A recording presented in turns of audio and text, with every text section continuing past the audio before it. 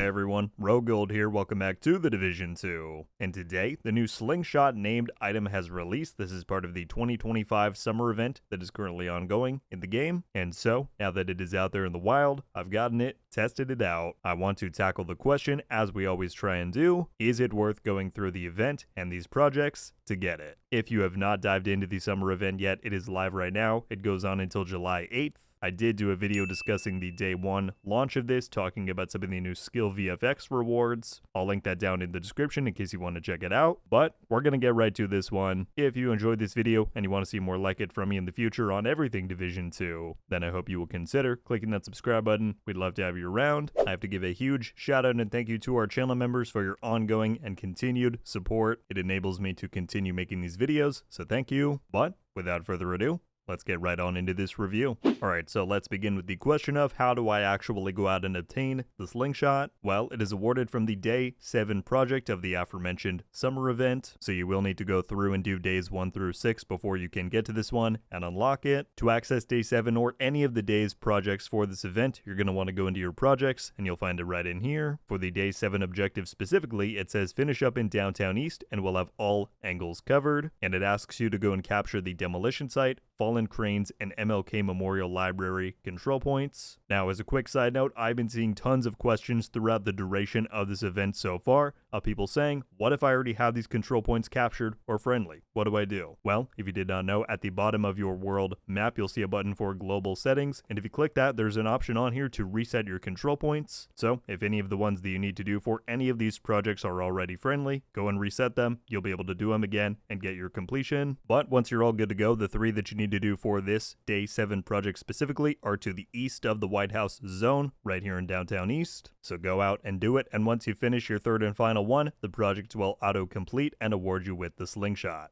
And this is the gun itself right here. Unfortunately, this follows the recent trend of these new named items not getting any kind of unique skin or visuals. It is just your standard looking UMP45. The flavor text on it reads, set your sights far, not high. Now, as far as what makes this a named item, right, what is its uniqueness? Well, as you might be able to tell, it has higher than normal optimal range, denoted by the golden lettering there. And while that may seem like an underwhelming stat or boost for it to get, this is a pretty significant bump if you compare it to a normal UMP45, which comes with 16 optimal range. This is at 60, so it is tripling that value. Otherwise, the gun comes with your standard stat rolls and talent selections, so you can put whatever you want on it. Now, getting down to the verdict and the testing on this, I went into this video and review with my kind of standard test preparations. I got the weapon, I made a build that I thought might complement the gun's strengths. So for this one, I know it looks a bit weird, but I went with the Ninja Bike backpack. I combined the Umbra and Striker gear sets for really high rate of fire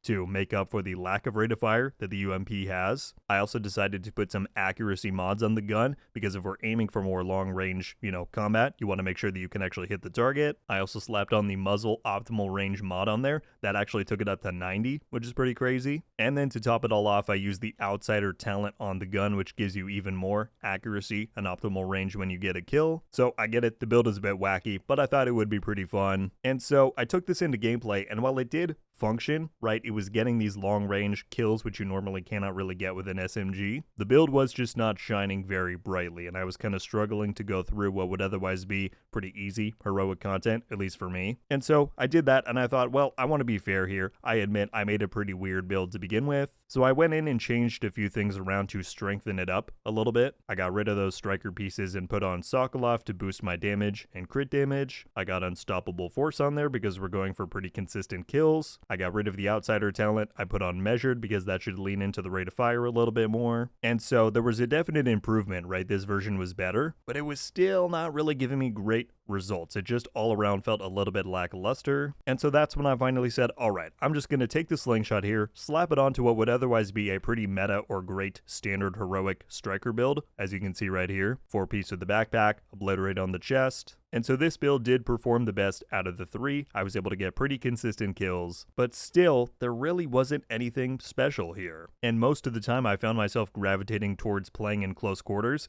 which negated the entire uniqueness of this gun, which is the fact that it has longer range than most. And so it was at this point that I kind of came to the conclusion that do I think the Slingshot is really worth it? No, I don't. Now, in general, the summer event projects themselves are definitely worth doing if you have the time. They give you really great rewards for very minimal time investment. And additionally, if you really like the UMP45 as it is, or if you find yourself using one at any point in time for whatever reason, at that point there is then no reason not to use the Slingshot. It has just got better stats than a standard version of this weapon does. But yeah, while I see what they were trying to go for here by blending the archetype lines, giving this thing really long range for what would otherwise be a really close quarter gun, I just don't think it really worked out this time. You end up sacrificing too much to compensate for the UMP's disadvantages. I think it was kind of hard to even make a fun build for this one, at least one that could contend on heroic. And so again, while I think the summer event projects themselves are worth doing simply for the rewards, overall, if it's too far out of your way, I do not recommend pursuing the Slingshot.